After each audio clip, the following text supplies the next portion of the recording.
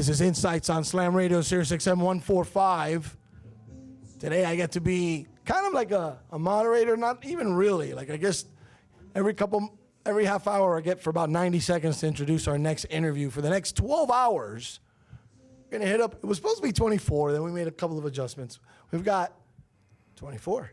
Just different types of interviews, people not only in the community, but people here involved inside of Slam and Slam Radio, including a couple of our seniors who are leaving in a few weeks.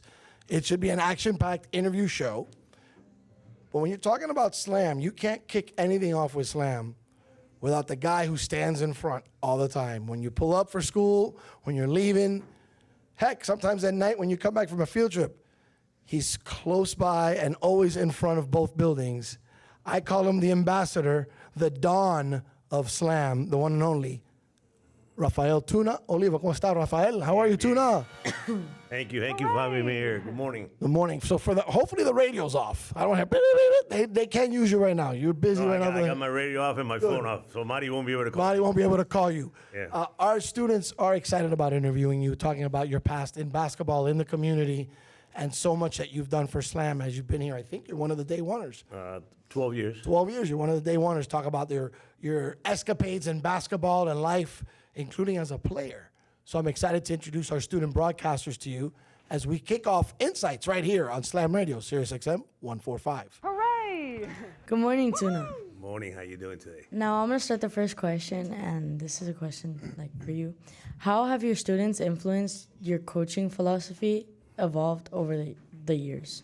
Well, all depends. I come from different schools. Yeah. And I always get along with all the students, athletes, and even the students. And that's what makes me going. I try to be positive with all the students and even my athletes. So I never had any problem like being negative with them. So that's a big influence I have with my students. Even outside basketball, even working here in the school, I treat all my students like they were my sons. I respect them, so that way they can respect me. That's what keeps me going. That's why I'm still. I retired 10 years ago, but that's why I'm still working here at Slam.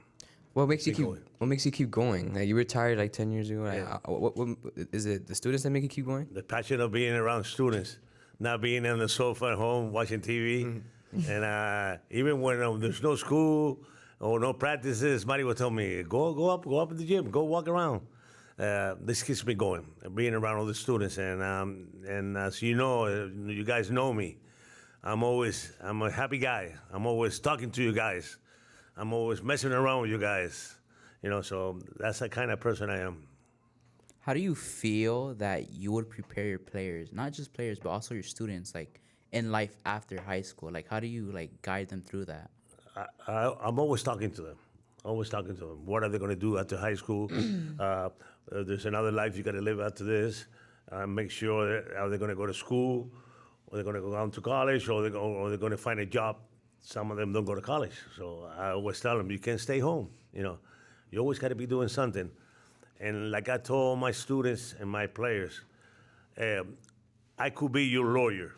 Like I could be your lawyer. If you get in trouble here in school, I don't want to find out by other person that you get in trouble. If you're having a problem with your classes, your teacher, faculty, come and talk to me.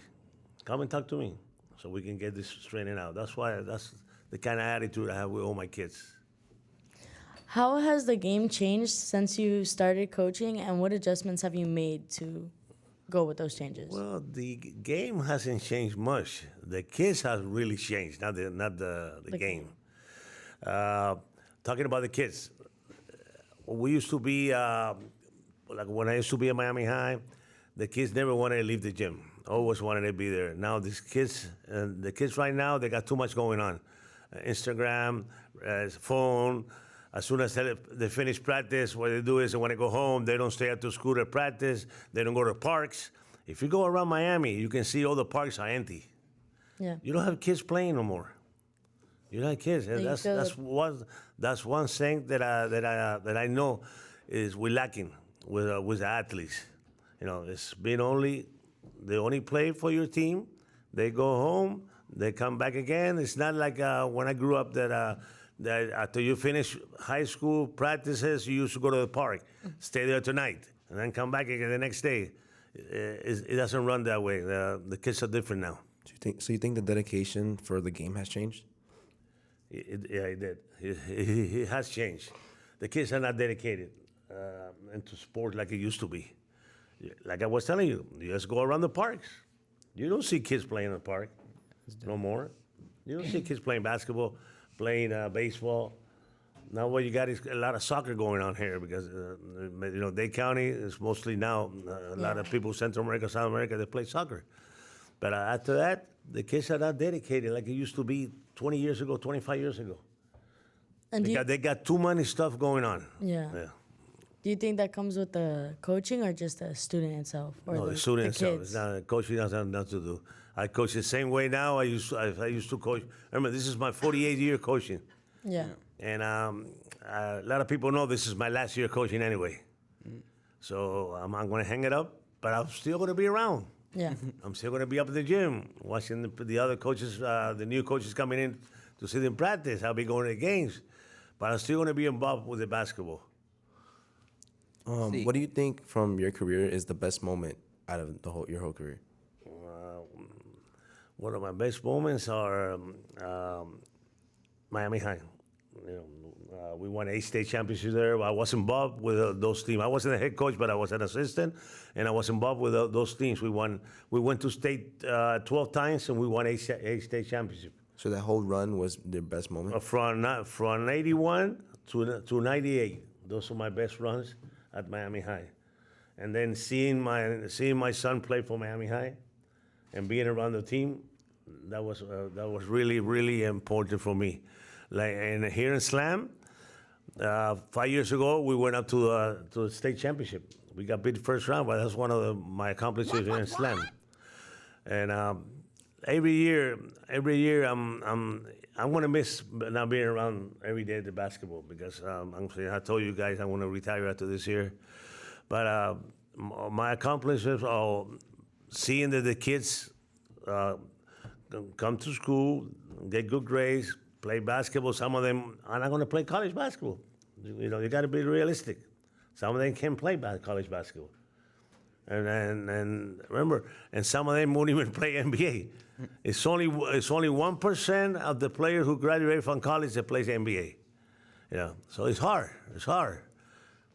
What do you think is like the biggest factor that like made you guys win 8 championships in that amount of time? Our biggest factor was that, like I told you, there was only basketball. There was no internet, no Instagram, none of that stuff that you guys got now. You guys cannot, if you don't have a phone, I think you guys will be sick. If you leave your phone behind, you guys will be sick. You got to have your phone in your hand. I see people walking with a phone, crossing the street with a phone. That's something that has changed. At that time, the days at Miami High, it was all basketball. You had to kick them out to go home because there was nothing else to do, only play sports. Now it's too many things going on. Can you share a moment when you saw a player grow, not just as an athlete, but as a person? Well, I got too many of them. And the good thing about it is every time you have an ex-player from Miami High or Slam, they come here, see me, they give me a big hug. That's when I feel that I did my job with them. I have a question. It's not only finish and Slam and go home and I won't see you again. We got alumni coming back to our games. The first thing they do is come and hug me. That's I feel satisfied because of that, happy. Or even like I told you, all of them have my numbers. They still call me. Mm-hmm. If you have a problem, call me. Even if you're not in school no more. And I'm like their grandfather for them. So I have a question. You've been a coach for a very long time. What's the hardest part about being a coach? Like, what's the hardest thing to do about being a coach? No, for me it's easy. I don't have nothing being hard. I've been around basketball since I played at Miami High in the '70s. And then I coach in college and I coach in high school. And for me, it's nothing hard. It's only being consistent. Mm-hmm. Consistent. You want to wake up, go to school, go to work, and then practice with a team. You got to be consistent if you want to be a good coach. Okay. So, like piggybacking off of his question, you don't think that there's like those losses that, have made you step back a little bit, or hard losses that you think that you deserve to win or stuff like that? Yeah, but win or lose, after the game, you got to turn your page. Because if, let's say you get beat, and then you're going to be thinking about that loss for days. No, you got to, next day, you're going to feel bad after the game. Go to bed, next day, you're going to come, you got to get ready for the next game. You can't, because if you start thinking about being negative, then the players will be negative with you. So this got to, like I told my players, turn the page, let's go for another game. That's it. I have a question. So, when you were a player, right, and you were transitioning to be a coach, how was that transition? How did it, like, what was the mental change to become from a player to a coach? Well, I played 3 years at Miami High in the 70s, right here, 72. I went out to college. I went to Miami-Dade, and then when I went to Biscayne College, what is now St. Thomas University. And then I played there. And then I decided that my love for basketball, I had to keep going. So I decided to start helping out. I became an assistant coach at Miami-Dade with the same team that I played for. So that's when I really got hungry coaching to become a coach. That's when I really got into it. We love hearing these stories. We love hearing these stories from Tuna. He's our own here at Slam, but he has a history with local basketball high school talent. When we come back here on Insights, ask him about Udonis Haslam. You're listening to Slam Radio, Sirius XM 145.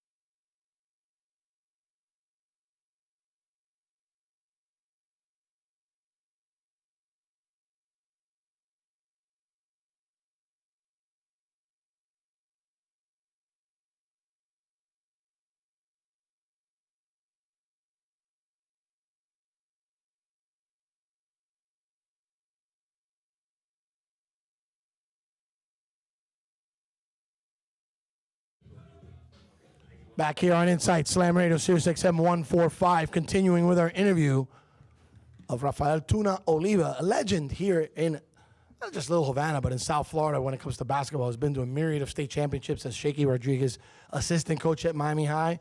And I was part of a crew that we went representing Slam, which is one of the great memories here in all my years of Slam, and one of his as well. We'll continue with our interview, Rafael Tuna Oliva, and our students here at Slam Radio. So, Shaky Rodriguez, you know him. What's your deep relationship? How long have you known him for? Rest in peace, Shaky. He passed away a couple years ago. We played together in high school. Mm-hmm. They played together in high school, Miami High. And after that, he went out to play for Biscayne College, and I went to play for Miami-Dade. So after that, he came back to coach at Miami High. Mm-hmm. But at that time, I was already coaching at Miami-Dade for a couple years. So the relationship with him is we had like a plan. After being Schaefer retired, we wanted Shaky to be the head coach at Miami High. Mm-hmm. And our plan was that he was called, me and him were going to start working together. So at that time, I was working at Miami-Dade. I started working at Miami-Killian for 2 years under Buff Kaufman. That used to be my JV coach at Miami High. So from there on, it's history. When Shaky took the job, I came aboard. I started coaching the JV team for him and then being the varsity assistant. And it's been history. With Shaky, we won 5 state championships in 8 years. 5 state championships in 8 years with Shaky. Wow. And then Shaky left, to FIU, to be the head coach at FIU, and Frank Martin. That you guys saw him last year at the War Banquets. Remember Slammy? He was a guest speaker here. Frank Martin was my assistant coach in the JV. Okay. Look how far that guy has gone. Yeah. And so he took over Miami High. That's when we had that Udonis. Udonis. We had Stephen Blakes, who played 14 years in the NBA. My son was in that team too. He didn't play much, but he was a member of that team. And we had a tremendous run. Our last year at Miami High was 98 with UD. We finished 38-1, number 2 in the nation. And we were playing up in Hawaii. And we got beat by 1 point. Was the number 1 team in the nation. So, it's been a tremendous run with UD and Blake. And UD has come a long way. He wasn't a superstar in high school. He was a good player. He went to Florida, and then he went overseas. That's why he became a tremendous player with Miami Heat. Excuse me. So what's the mentality? Like, is there a difference between an NBA player's mentality and like someone who's just on the varsity team? Is there like a big gap in like their mentality of the game, or is it like they're similar? Just NBA is different. First of all, you got to go through college. You got to become a good college player to play in the NBA. Remember, like I told you, only 2% of college player makes it to the NBA. So it's got to be hard. Yeah. It's got to be hard. Mentality is NBA. You got to work every day. You got to work. You got to be. You're already a player, but to be in the NBA is a different animal. Like I say, not too many people make it. all right. How would you describe the feeling of seeing one of your former students make it to such a high level? We had so many of them playing Division I basketball from Miami High. We had close to 47 playing Division I basketball. When I talked about Division I basketball, I'm talking about UM, Kentucky, LSU, Dayton. All of them play there. So I have to be proud. Right now, I got contact with almost all of them. And hopefully, I'll be seeing them pretty soon. I'll wait for that question to come around, and I'll let you know about it. Speaking of UD, like seeing how his whole career spanned it out, and like you said, he wasn't like a great like a standout player in high school, but he was a good player, but he wasn't like he was a tremendous player, but I mean he wasn't that All-American player at Miami High, because the problem is we had too many good players, so we didn't really need a guy to be our leading scorer. Out of that team, our leading scorer only scored 13 points per game. Believe that? 13 points per game. And we still won 38 games and lost 1 with UD. So how do you feel seeing how his career spanned it out into what it became, as of like how did it feel from the coach's perspective, seeing like one of your own being so successful and end up retiring with the same team he started with? That's a lot of work out there. He really worked at it. He went up overseas. I think after he left college, he became a better player after he went overseas. He played like 3 years overseas. He got his game going, and he got lucky that he got a shot here with the Heat, and they fell in love with UD. And right now he's Mr. Basketball here. Not Wade. He's Mr. Basketball for the Miami Heat. Yeah. Yeah. And every time I see him, I give him a big hug because I'm proud of him. I'm proud of all my players. I've heard that you've been announced the Miami Senior High Hall of Fame. How do you feel, and what does that mean to your career? Oh yeah, I got a call about last month that I'm going to be inducted into Miami High Hall of Fame. I'm proud of that. And one of the players going to be inducted is one of the players that played at Miami High that I recruited to play for me in college. So I'm really happy about that, and I'm sure a lot of my ex-players and my coaches are going to be there. It's going to be April 26th at 4 o'clock. So I got to get my speech ready, And Marty, my son, tells me, Pablo, I don't want to see you crying up there. So I'm happy. It's a big accomplishment, Even though I wasn't a superstar player in high school, I was just a regular player. Okay. I became a better player after I started playing in college. But I've been around for Miami High so many years, like here in Slam. I've been here 12 years in Slam. This is like my second home here. If I'm not in my house next door, I'm in Slam. You know, so you guys know me. Yeah. So I also have a question. So you've been a coach. Like, what's the goal? Like, what was your goal every time you went to? Is just to purely win, purely win. Is it was that your goal? Yeah, everybody wants to win. You know, mentality is you want to win. And I'm being a lucky guy that I haven't had many losing seasons. You know, really. But everybody wants to win, and the mentality of the players, you want them to win. But it's not the end of the world. Remember, even if you lose, you gotta turn your page to the next day. See, the problem is though, like everyone wants to win, but like, do you know how to win? And clearly, you know how to win. But like, my question is, how do you win? Because you got to develop players. It doesn't mean that the best team always win. There's teams that have a lot of talent and they don't win. It's the people you have around you, your assistant coaches, the other coaches. You got to make those players play your game, your style, and that's what makes a great team. You can see. I'm gonna give you San Brendan. You see them play. You say, oh, those little kids, they're not going to be no more. But I mean, those little kids don't make mistakes. They make good passes. They play defense, and they win games. That's why the mentality of your team is you got to make them play your style a game, not the player style. Your style, you make them play. All depends the talent you have around you. How would you say you would balance winning with player development and character building? Well, it starts with character building. It starts in school. If your character here in school is no good, when you go up to the gym, it's not going to work. So it starts in the morning. You come in, now being late. The kids got to be thinking about the character of the team, and that's the only way you're going to success in life, even after basketball. We want to thank Rafael Tuna Oliva for joining us here on Insights on Slam Radio, the first of 24 interviews that will be conducted today, in the course of a 12-hour program here, Friday, March 21st, 2025. Tuna, I love you, bro. You know that I call you dad. You taught me a whole lot about coaching, but I think you've been a mentor to so many in this community. If you haven't received the commendation already, you deserve it, but certainly these kids look up to you. Hard not to at 6'5", but what my point is that you are certainly a pillar, not just of Slam, not just of Miami High, but of our community and our proud town with a rich basketball heritage. Thank you so much for joining us. Our students, really, it was their pleasure of having you on. You are a Hall of Famer in everybody's eyes, and we love you, man. Thank you. It's nice to be here with you guys. Thank you. Love you guys. Quick break. When we come back, interview number 2 from SiriusXM, Anthony Milian on Insights, Slam Radio, SiriusXM 145.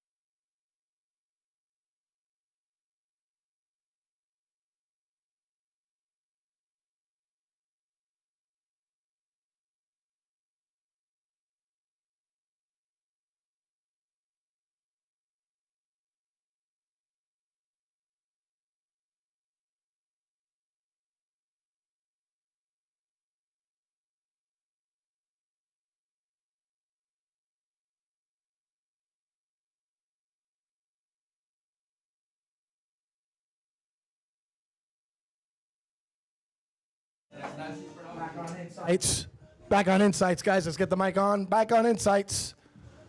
Slam Radio Sirius XM 145. You just heard Rafael Tuna Oliva. First of 24 interviews today.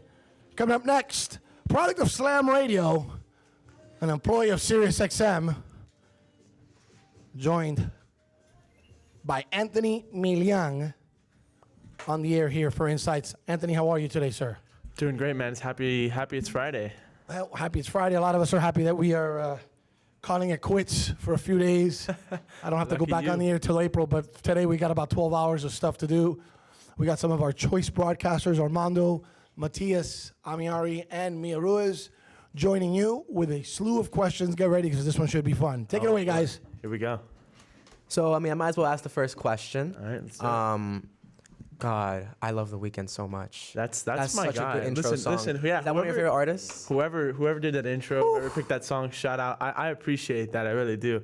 Yeah, The Weeknd is one of my favorite artists. I want to say I became a fan of his around 2015.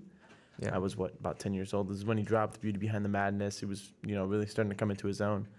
And one of the first albums I listened to front and back was Starboy, which was released in 2016. That's one of my favorite albums.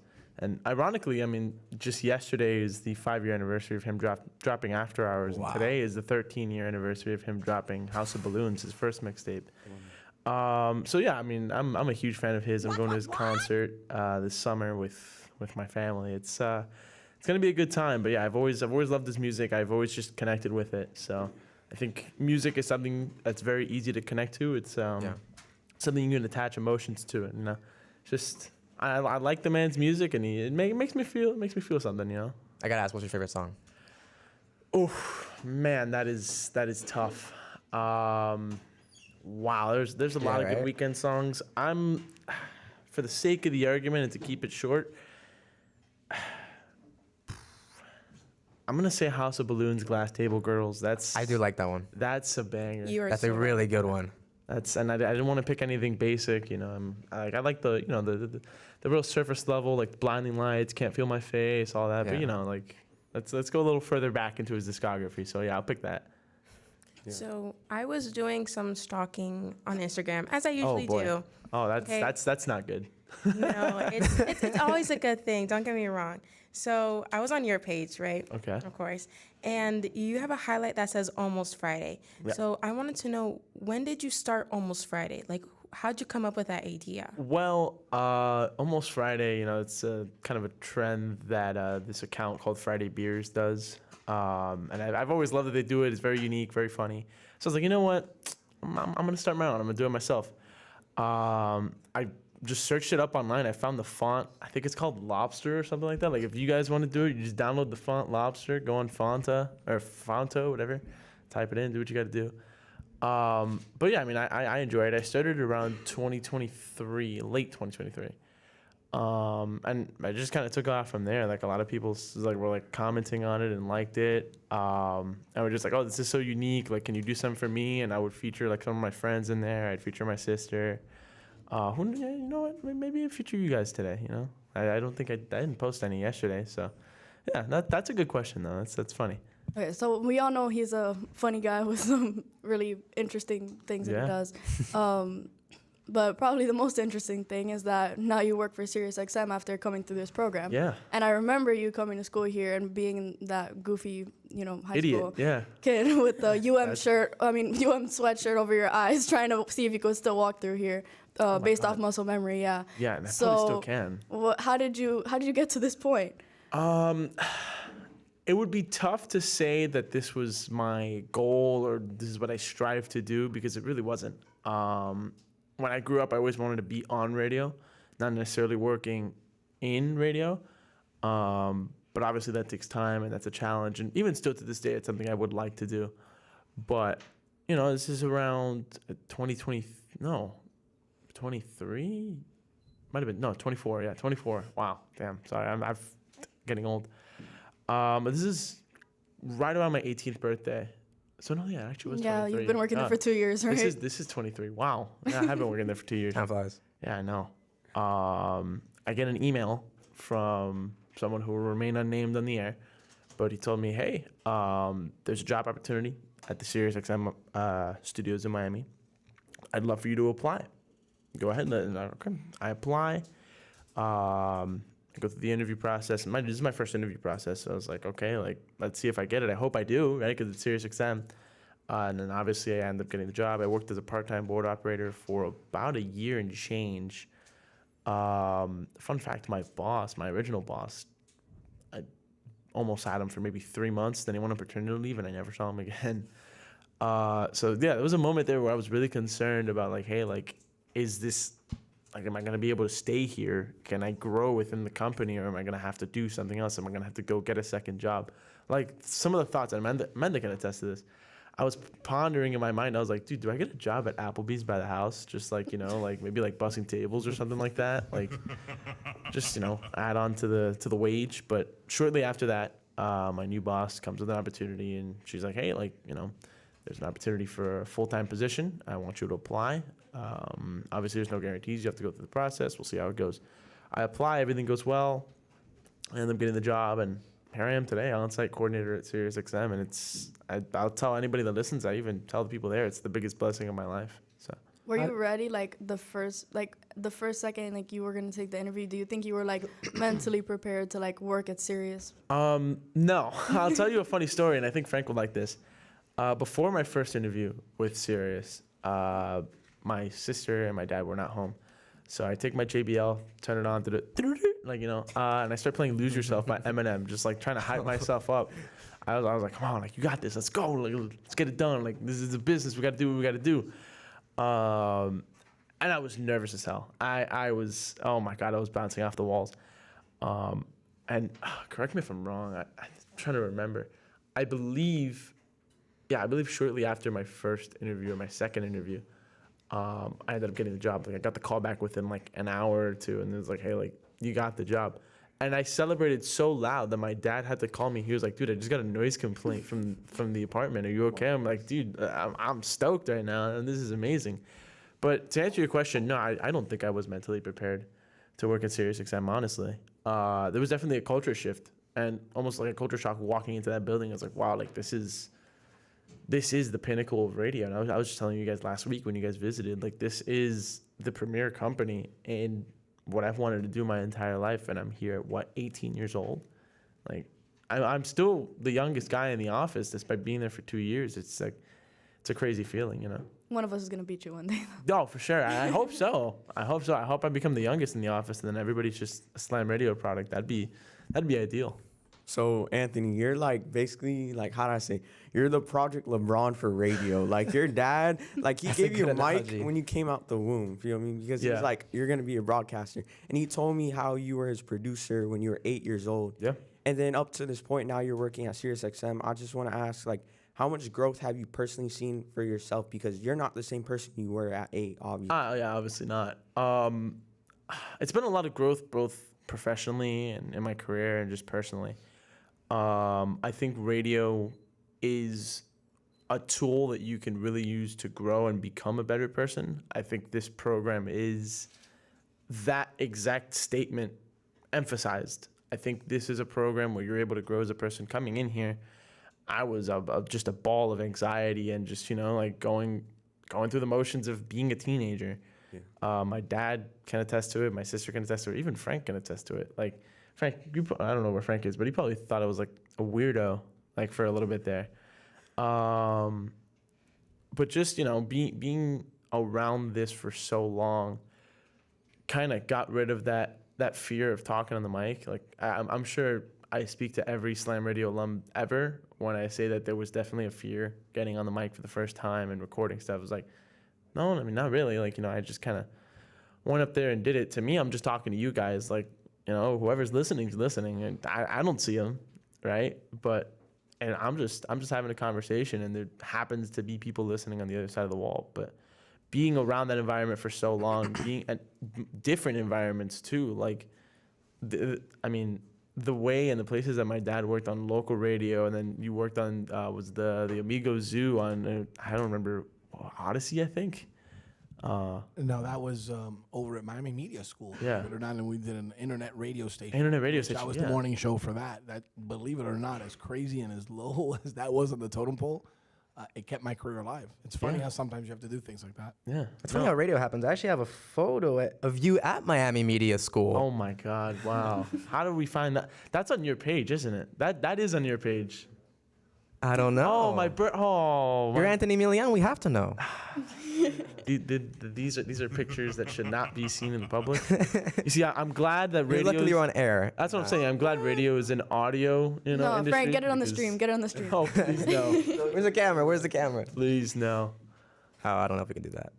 But yeah, explain a little more about this image. What's the context behind it? I was, man, I think I was 7 or 8 years old. Wow.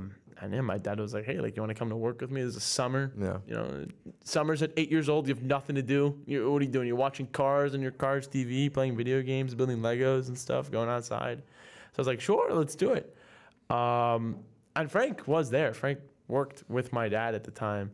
So I don't know if that was the day, but that was one of the first times I had met and worked with Frank. I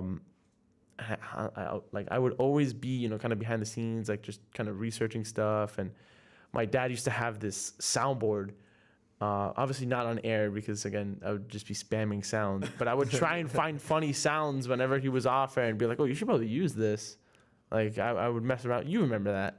I would mess around with it. But that picture with Miami Media School, yeah, honestly, like, I remember those Miami Media School days fondly. And like my dad said, it was the lowest he's been on the totem pole in terms of radio.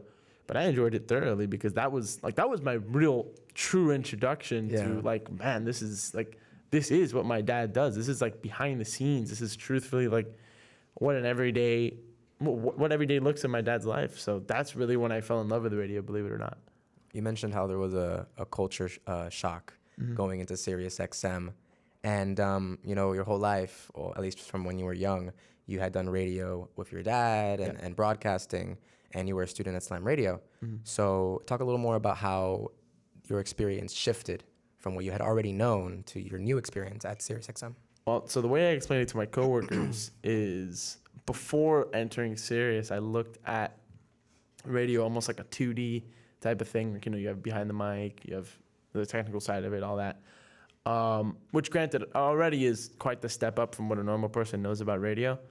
But then walking into Sirius and realizing the logistical side of things and what really goes into making every single one of those channels, like really kind of seeing how the sausage is made, it was just a mind-blowing experience. And I was just like, whoa, like this is crazy. I hope someday I can work on some of these channels and program some of these channels. But yeah, like I said, it opened kind of like a third dimension of my mind to radio where I didn't even know how to, like, I can't even explain it. It's just crazy. Halftime, we're joined by Slam Radio alum Anthony MILIAN, now Sirius XM employee, being interviewed by our Slam Radio's best. Listening to Insights, back in just a minute and a half, and we'll continue this interview and so much more. Slam Radio, Sirius XM 145.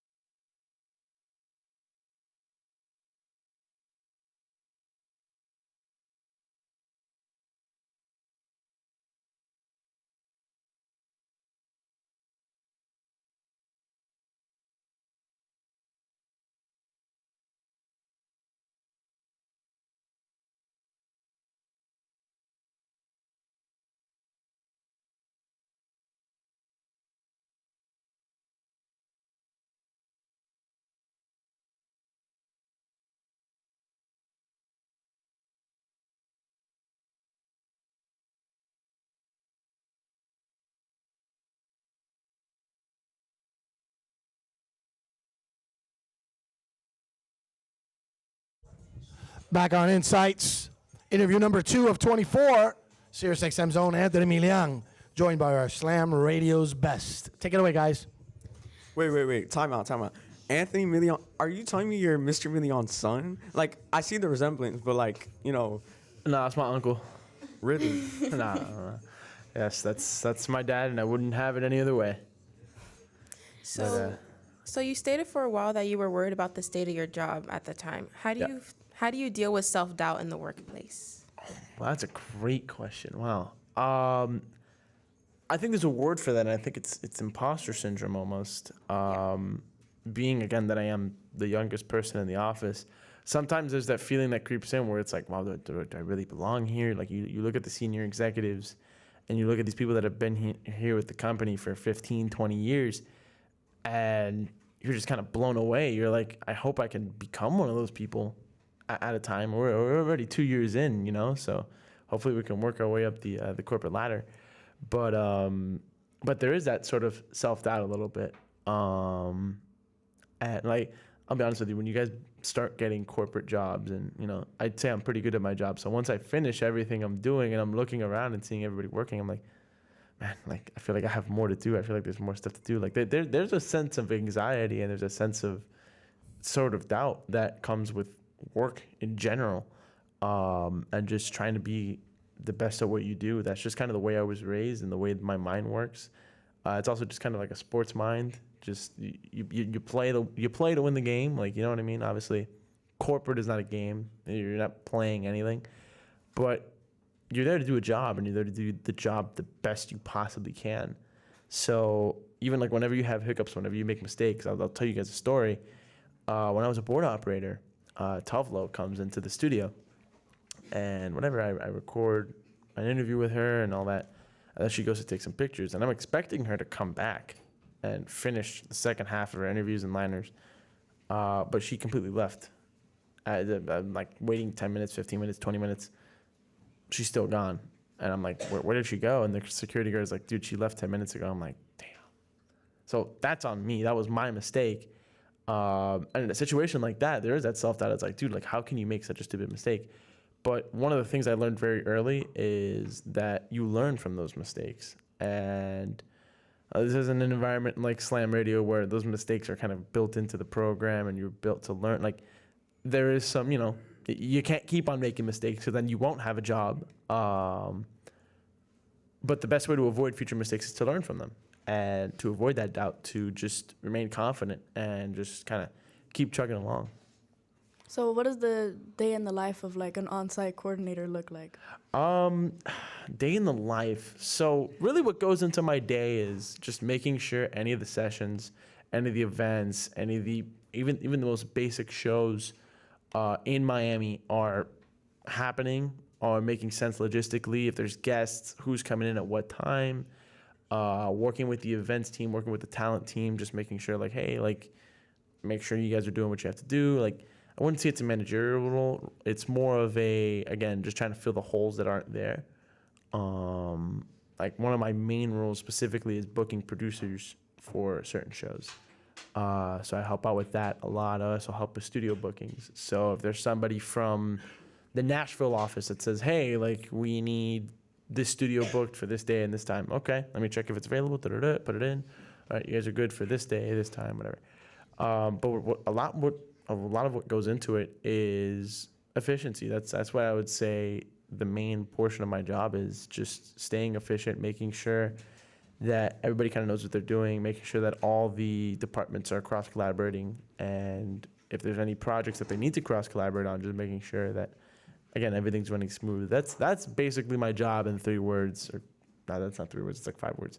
Making sure everything's running smooth. Like, that's pretty much what I do. So you're very humble. Like, I try to be. Yeah. Your job is essentially like a music orchestrator. Like, you're making sure everything sounds right. You're making sure everything's like coming together. Yeah. So with that, I wanted to ask you, what do you think is the most important skill to do what you do? That's a good question. I'd say time management. I'd say time management's really important, not just in what I do, but just in general.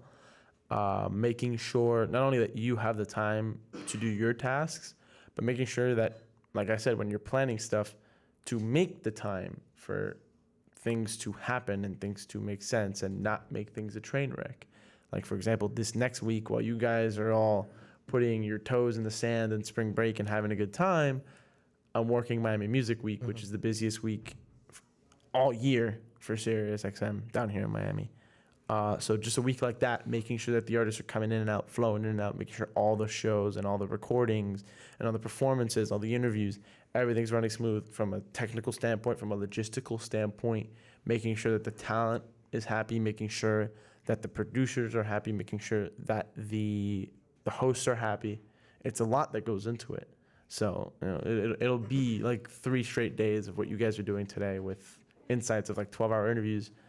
It's about the same thing. It's like an 8 to 8, 8 to 9 type of thing. So it's fun. Don't get me wrong. Days like that are very fun because it's very high energy and you're running around all over the place.